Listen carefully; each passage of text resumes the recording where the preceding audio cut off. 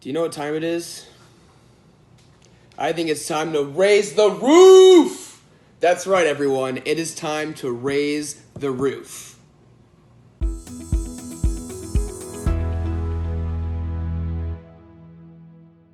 Hey everyone, I'm Kyle here from Milestones Company. This is our fourth and final video of our series, Working From Home 101. Our first video was specifically about setting the stage for your employees. In other words, setting expectations on how they can leverage remote work and how they can really work effectively from home. Our second video is specifically on being the change. You, the HR professional, being the change that you and your employees want and need to see as your company shifts from office work to office at home work. Our third video is all about support networks, creating support networks for your employees to connect in the switch to remote work, and also create some virtual networks and interest groups to be able to connect your remote employees with other employees, whether they're at the office or on the other side of the world, and with upper management and leadership to promote transparency, communication, and collaboration within your organization. Now, today's video is all about raising the roof, just like I said. Now, what exactly does that mean? Well, throughout this whole series, we've talked very seriously and very acutely about what remote work is, how important it is for the success of your organization, and most importantly, how critical it is to understand how your employees respond to the shift to remote work and how you as the HR professional can accommodate it and be proactive so that you can equip your employees for success.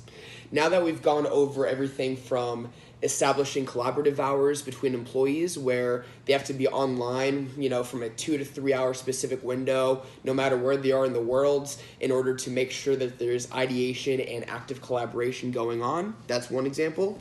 Another example from another video is when we talked about the differences between creating employee-centric virtual groups versus interest groups that cross different business units. And then furthermore, the one that was most important was creating funneling groups, communication channels between employees and leadership as well, especially in the virtual space. Because as we all know, when problems arise and everything is decentralized like it is in a more virtual remote world, it's really important to get ahead of everything, to be able to communicate what's going wrong as soon as you can so that you can really, as an HR professional yourself, when it comes to your people, you can address their issues much more quickly and much more effectively. Now, on the flip side, today I want to talk all about raising the roof and having some fun with your employees. Switching to remote work is extremely tough for anyone, no matter their life at work, what it was, what it's going to be now, what their life at home is with family, friends, with all their responsibilities.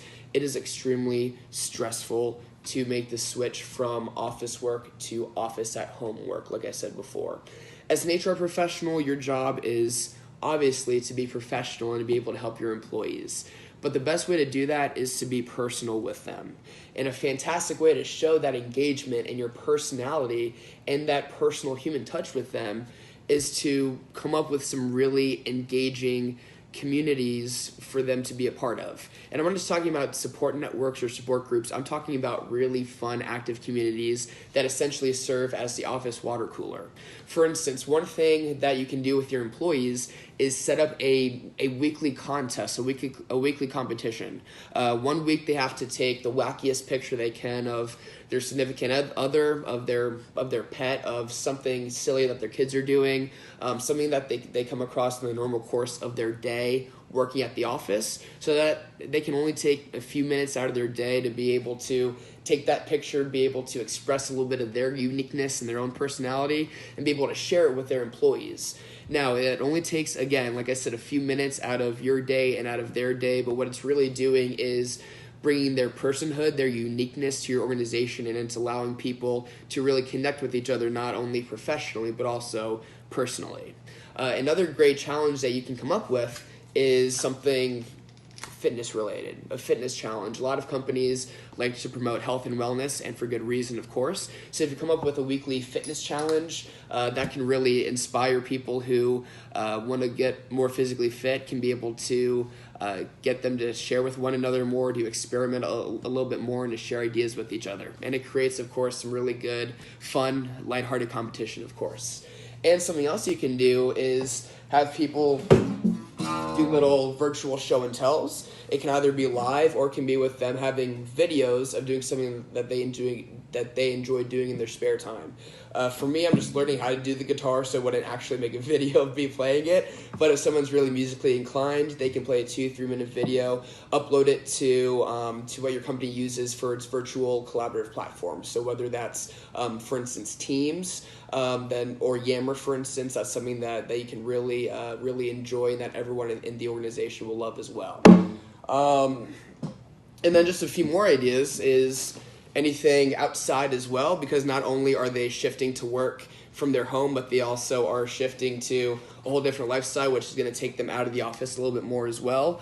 Really anything that's going to engage your employees and bring a little bit of their personality, their personhood, not just to you, but also to their fellow employees. That's a really great way to raise the roof that a lot of organizations simply don't do or aren't doing. And like I said before, it doesn't take too much time off of your table or off of your employees' table to be able to engage in this.